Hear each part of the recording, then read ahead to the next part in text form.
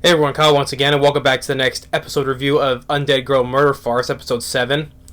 And I say once again, amazing episode. I really enjoyed it.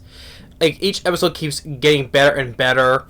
And now, basically, after this, you basically enter the monster squad, basically. Because now you get the League of Supervillains, basically, the monster squad, however you want to call it.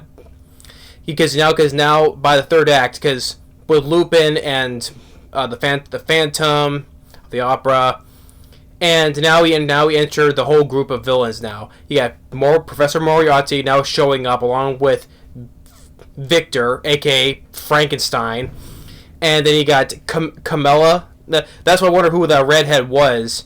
It's Camilla the vampire, who's a character who predated from Bram Stoker's Dracula, though. So yeah, Camilla the vampire.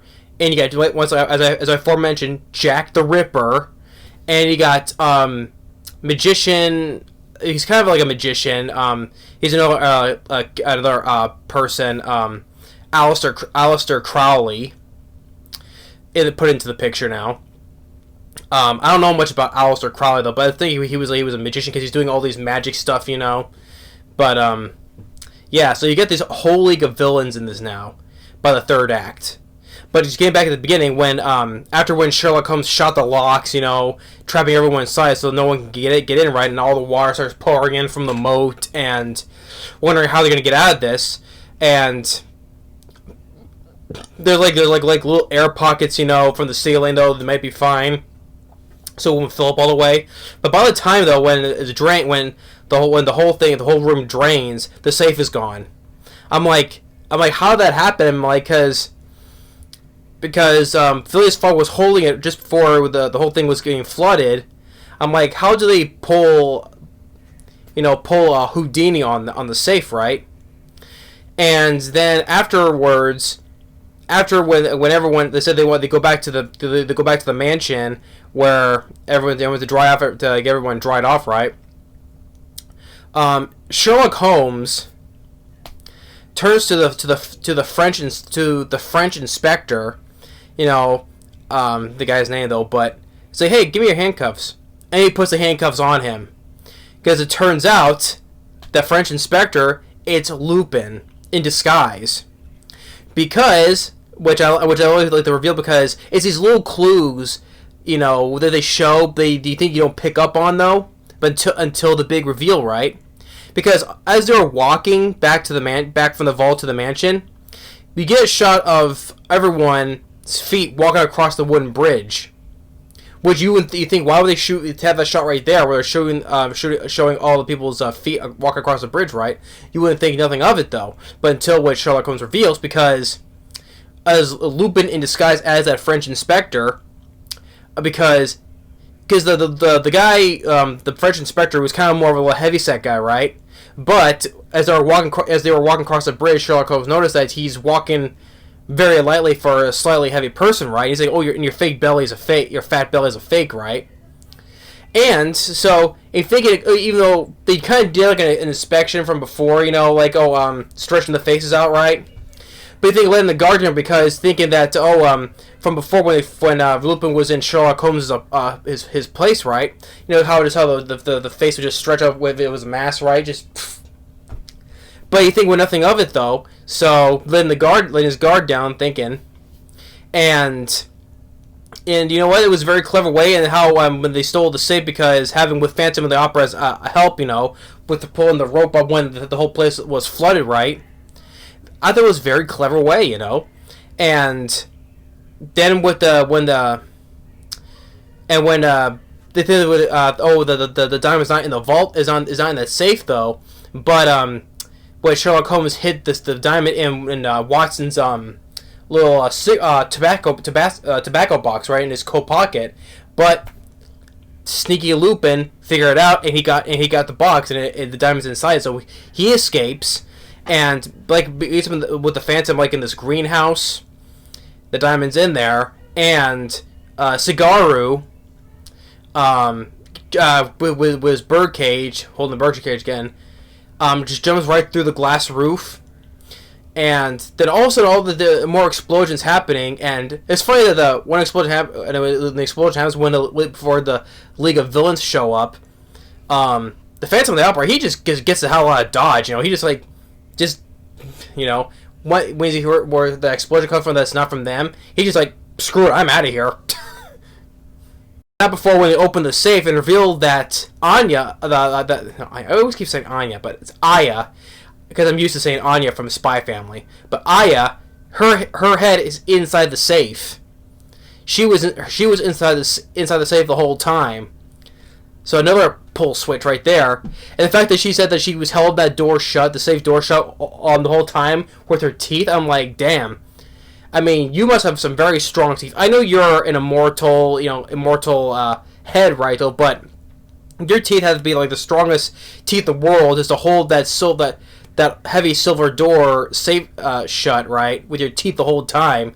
I'm like, you're gonna have to see your dentist after that, right? Because see if anything is all screwed up right from holding that heavy door shut that whole time.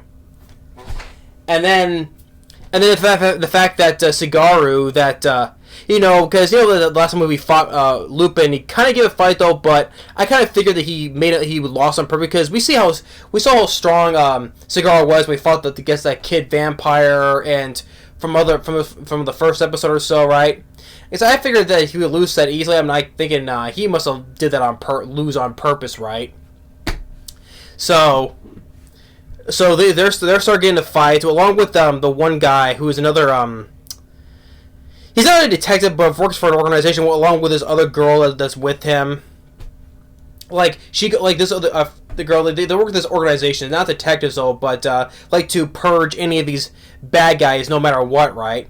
So the girl goes after the Phantom of the Opera, shoots him with some crossbows, and he gets shot though. He got shot it looked like he got shot in the back of the shoulder, but we don't see him die or anything though. Although I do have to give one complaint though.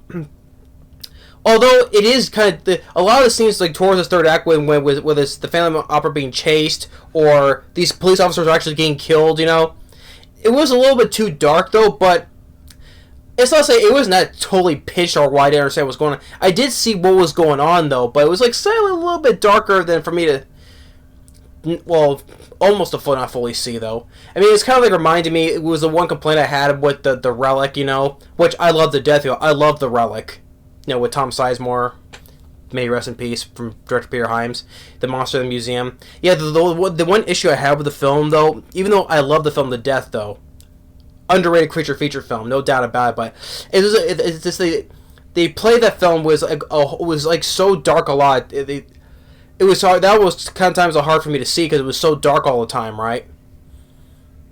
Well, here it's a cartoon, so you can't understand what's going on though. But with the movie though, I wish they could have dimmed it a little bit more so I could see what's going on. Sometimes, where they're in the sewers, I couldn't in the sewers, the tunnels, where I couldn't basically see a whole lot of nothing. But that's a nitpick. I did see what was going on, but I think it was could have eased up on the lighting for a bit. But that's nothing though. I still really enjoy this episode still. But then that one guy who's with the girl for the organization, and Lupin and Cigar, they're all fighting over the diamond, and as they're falling, they're fighting in midair right in front of the full moon. I'm like, I was that just made me laugh because they're just fighting in midair, in midair, standing still basically in midair in front of the full moon. They're not seeing them falling down as the moon is going up as they're going down though. But it's they're fighting in a standstill in midair in front of the full moon over the diamond in that one shot. But eventually, they just exchange Lupin has a diamond and Cigarro has a diamond. And while it's going on, then the League of Villains show up with led by Professor Moriarty.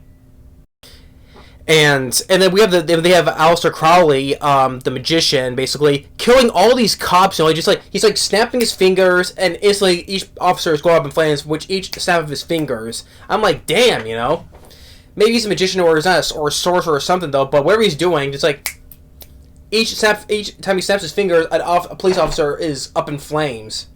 Or we saw an eye view from a one shot of another officer. For one officer, and the reflection of his eye, we see another officer get diced into pieces. I'm like, damn, this is getting really tense now. Like, police officers getting burned to flames. One gets cut to shreds. And we have Camilla the vampire, finds one of the maids of the house and just sucks her blood, and we see Jack the Ripper, which I didn't mention. Okay, cool. We got Jack the Ripper there now. And we got Victor, which it's Frankenstein, because Victor, named after Victor Frankenstein. But it's the monster, though. The monster is named Victor. So, and then Shizuku, Aya's maid, was going after the Phantom, but then she goes and kicks Camilla, right? And she was about to walk away from her, and it's like, hey, and Camilla's like, no, you ain't gonna kick me, and you just go and walk away. So she tells, because Camilla shoots, because Inspector Lestrade shoots Camilla, the bullets come out of her, right? And she was about to go and kill Inspector Lestrade. I was like, no, don't you dare. You're not gonna kill Dennis Hoey off, no. As I mentioned, Dennis Hoey from the Basil Rathbone and Nigel Bruce Sherlock Holmes movies. Inspector Lestrade, played by Dennis Hoey, which in those film series, though, he's an idiot though. But I love Dennis Hoey as Inspector Lestrade. He's a fun idiot to watch. Although he did help Sherlock Holmes solve some of the cases though. One including with Professor Moriarty in the secret weapon. But it's like, no, you're not gonna kill. I was like, this is Inspector Lestrade. He might as well be Dennis Hoey though, but more serious, right? But it's like, no, you're not gonna kill Dennis Hoey off. No, you're not gonna kill Inspector Lestrade off, right? That's when Shizuku interfered, right? And she goes and tells Inspector Lestrade, say, you better get out of here. And then we see all these dead police officers, and with them that one girl who's chasing after the Phantom of the Opera, shoots him in the shoulder. Looked like it was.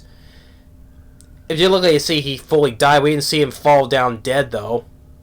It looked like he got shot in the shoulder. And then we Sherlock Holmes and Dr. Watson takes Aya because she wants to see these people for herself, right? And then they meet with Crowley, and with a little flick of his finger, they almost get hit by a poison needle. And Aya is very interested.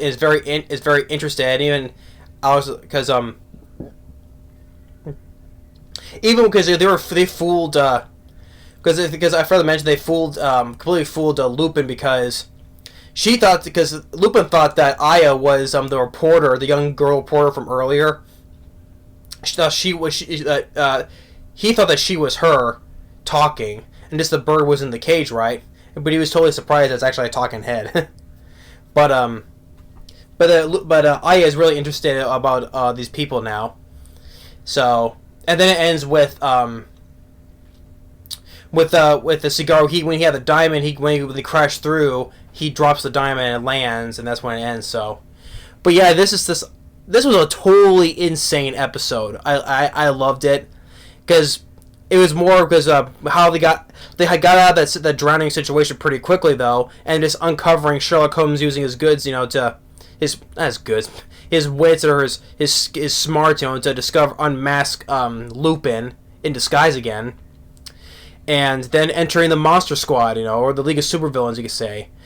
The whole thing everyone just went to totally insaneness like that. Like police officers were getting killed, and everyone's going to get a fight with these guys. So I was really excited. I'm really excited to see how the next episode's going to go down. So man, I mean, will we get to see Sherlock Holmes face off against Professor Moriarty again? Old foes. We'll see on that though, but it was Shizuko fighting Camilla, and then Sherlock Holmes and Dr. Watson with Crowley. Cigar fighting with Lupin, and it's just going to be another off-the-wall crazy episode of the next one. So, just like this episode was. I give this 10 out of 10, 2 thumbs up for this. I'm really enjoying this series, Is how the whole flip the switch, basically, how when the safe got stolen in the water and I was in there the whole time, and just, it's very clever. It's a very clever written series. especially when you add Sherlock Holmes in this, and it's a detective story. You know, getting to with the greatest detectives. You know, with even Aya, the detective herself. You know, Sherlock Holmes and everything. I love this series. You know, it's been very great. So, by the way, that's episode 7. Loved it. 10 out of 10. Thumbs up again. But thanks for watching. Stay tuned for the next one of Last Boss Queen. We'll see you next time. Later.